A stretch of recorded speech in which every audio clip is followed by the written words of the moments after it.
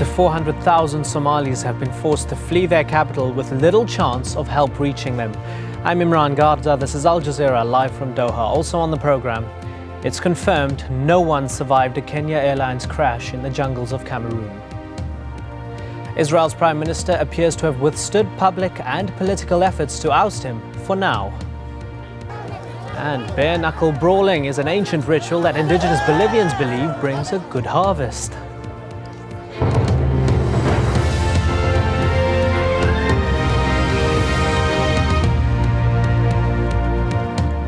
Thanks for joining us. The numbers of Somalis forced to flee their capital have increased almost daily as fighting between clans, interim government forces and Islamic courts groups caused death and destruction. Now, we can give you a clearer picture of the massive scale of that refugee crisis. Up to 400,000 people have been forced to flee Mogadishu, seeking what safety they can in the countryside. Charities have pulled out and violence and disease are widespread. With their plight previously hidden, our correspondent travelled to Bulahawa on the Somalia-Kenya border, where nearly 20,000 refugees have set up camp. Mohammed Ado is one of the few TV journalists working inside Somalia, and this is his exclusive report. They fled when life became intolerable in the city, but now they face a bleak and uncertain future in these desolate borderlands. These are some of Mogadishu's displaced, now living in Bulahawa, a lawless town on the Somalia-Kenya frontier. Up to 18,000 people fleeing the recent fighting in Mogadishu have sought refuge here. They live in desperate conditions. I decided to flee Mogadishu with my children when our neighbors' houses were hit by mortars and rockets. It was a sudden decision, and even my husband was not at home when we fled. The market where he worked was hit by mortars the same day we fled. We still have no information of his whereabouts. Despite all my problems here, I don't intend to go back to Mogadishu anytime soon. Those fleeing the fighting are putting more pressure on an already impoverished community. Like many residents of Bulahawa district, physically disabled Shukri Below is hosting some of the displaced families from the fighting in Mogadishu. In total, he has more than 10 children and 2 women under his care. But with no meaningful accommodation of his own, Shukri cannot give them the shelter they need. So they have been forced to live under this tree day and night. The suffering of the displaced is made worse by an outbreak of cholera in Bulahawa. Dozens have died and hundreds are seriously ill. At the local hospital, wards are full.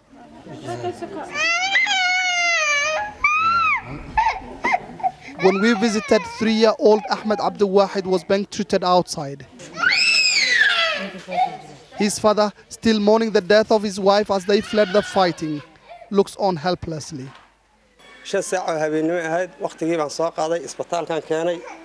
of my children came down with cholera 2 days ago. I brought them to the hospital.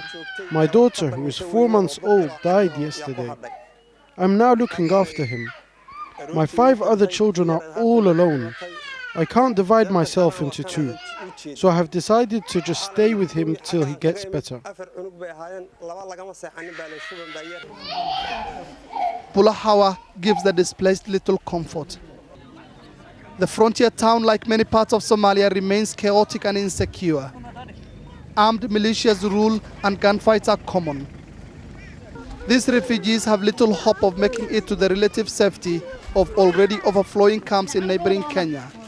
The Kenya-Somalia border remains closed, but however tired, sick and hungry they are, they're not considering returning to Mogadishu.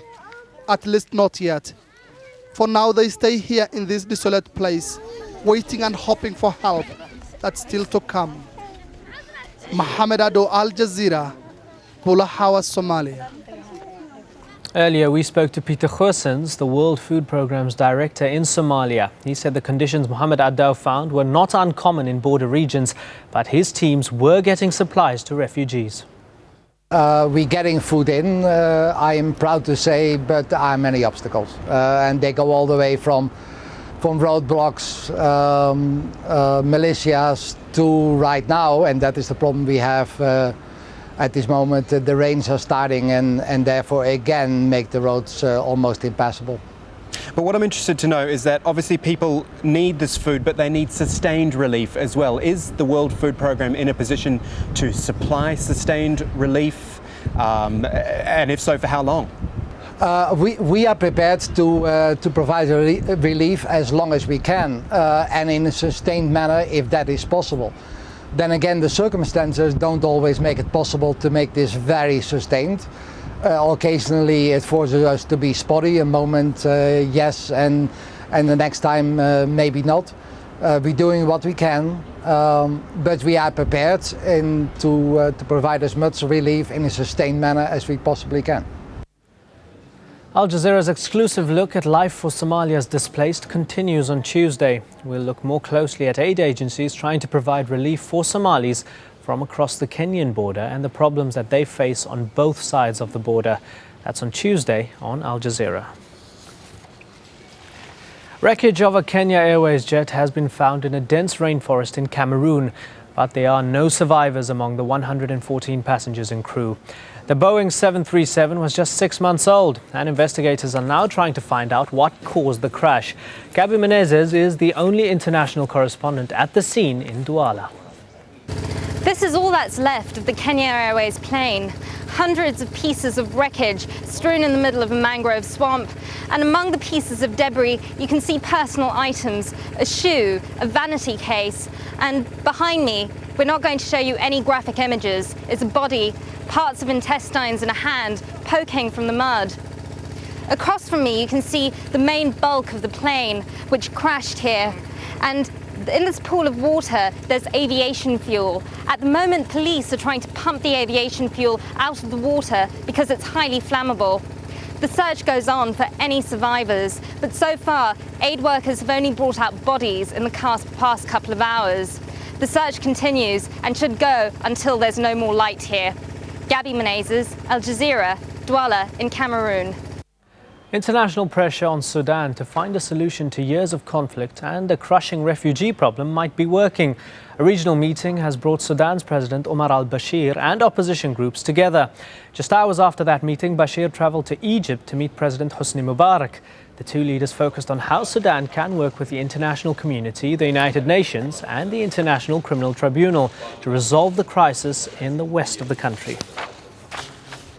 31 women are among Syria's new MPs who've joined the parliament amid criticism from opposition parties and human rights groups that last month's elections weren't free.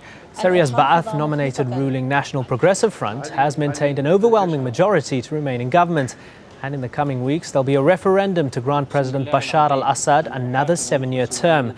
The Ba'ath Party has ruled Syria under a state of emergency since seizing power in 1963. The Israeli army has confirmed it carried out an airstrike in northern Gaza. One Palestinian was injured during the attack, which happened in Jabalia. Islamic Jihad says its members were targeted but managed to escape unharmed.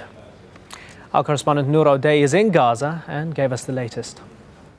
We can confirm that the person injured in this Israeli missile attack was a resident of the northern Gaza Strip. He is a civilian who happened to be passing by the location of the missile attack when it happened. The first missile did not hit the car, allowing those inside it to escape, and the second one hit the car dead on, turning it into a pile of rubble. Basically, it was burned and charred as the pictures show. Now, this, of course, will complicate the efforts on the Palestinian president, who's trying to ensure calm in the Gaza Strip in order to extend whatever is left of this teetering ceasefire to the West Bank and implement what he has welcomed from the Americans, their benchmark security proposal. It has not been received very well by other Palestinian factions or by the Israeli security establishment, but there are hopes that it would be implementing, allowing for more easing of restrictions on Palestinians and more security efforts on the Palestinian side, especially